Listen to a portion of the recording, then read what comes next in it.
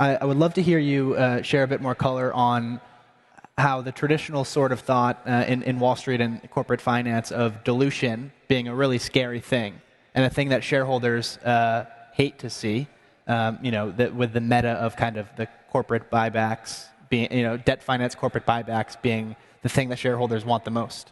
And MicroStrategy has flipped that on its head and gone to the market repeatedly and said we're issuing more shares to buy more Bitcoin, and all the shareholders seem to like that, and MicroStrategy's share price has been rewarded.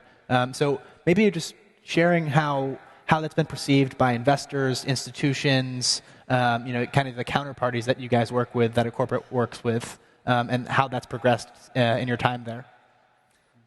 Sure. So dilution, as you said, that concept in traditional finance comes with a lot of, sometimes negative context because you're issuing capital into the market, and sometimes the outcome of that capital is uncertain, right? Like if you think about a corporate capital allocation strategy, you have some amount of capital that you can deploy. It's a bit of a decision tree, right?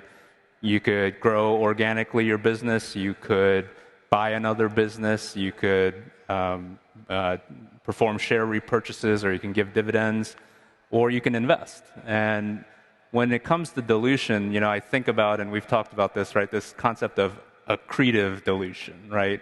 If you issue shares or debt, for that matter, and you have the capability and the ability to immediately accrete value to your balance sheet, and for MicroStrategy and for others on the stage, what that means is buying Bitcoin, right?